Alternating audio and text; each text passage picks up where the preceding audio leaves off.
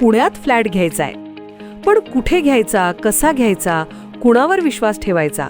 फसवणूक तर होणार नाही ना? योग्य दरात मिळेल की नाही? मोठं कन्फ्युजन आहे. चला तर मग सर्व कन्फ्युजन दूर करण्यासाठी संपर्क साधूयात सारंग अहेर यांच्या रेरा रजिस्टर्ड ड्रीमोरा रियालिटीशी. संपर्क सारंग सुधाकर अहेर, ड्रीमोरा रियालिटी. मोबाईल नंबर 82 83 91 91 आणि 62 62 90 910.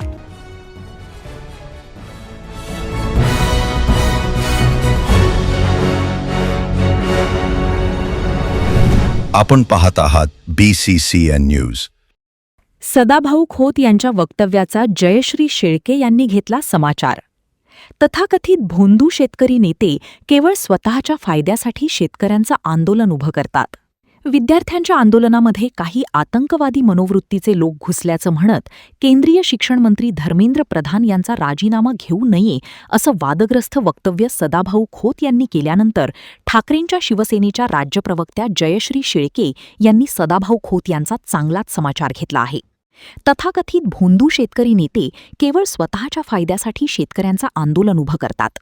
प्रत्यक्षात जेव्हा शेतकरी आणि शेतकऱ्यांच्या मुलासंदर्भात बोलण्याची वेळ येते तेव्हा मात्र हे गप्प बसतात. त्यामुळे शेतकरी येत्या काळात त्यांना योग्य जागा दाखवेल अशी टीकाही जयश्री शेळके यांनी केली आहे. राज्यातल्या आणि देशातल्या जनतेने हे लक्षात ठेवलं पाहिजे की कोण कोणाच्या बाजूने आहे. आज या धर्मेंद्र प्रधानांना वाचवण्यासाठी, शिक्षणातल्या भ्रष्टाचाराला वाचवण्यासाठी जर सदाभाऊ खोत हे आपली वाणी खर्च करत असतील तर राज्यातल्या शेतकरी बांधवांनी हे लक्षात ठेवलं पाहिजे. कारण आमचीच शेतकऱ्यांची पोरं ही त्या ठिकाणी या परीक्षेसाठी उतरलेली होती. आमची पोरं आजही आंदोलनामध्ये उतरलेली आहेत. हे तथाकथित भोंदू शेतकरी नेते केवळ स्वतःच्या फायद्यासाठी शेतकऱ्यांची आंदोलनं उभी करतात आणि जेव्हा खरी वेळ येते शेतकऱ्यांसाठी, विद्यार्थ्यांसाठी आवाज उचलण्याची, तेव्हा मात्र यांची तोंड बंद असतात. आजही महाराष्ट्रामध्ये दर दिवसाला 8 शेतकरी आत्महत्या करतात. 22 विद्यार्थ्यांचे मृत्यू या दरम्यान नीटच्या घोटाळ्यामध्ये झालेले आहेत. हे महाराष्ट्र विसरलेलं नाही. कदाचित सदाभाऊंना त्या गोष्टीचा विसर पडला असेल, पण जनता त्यांच्या लक्षात आणून देईल.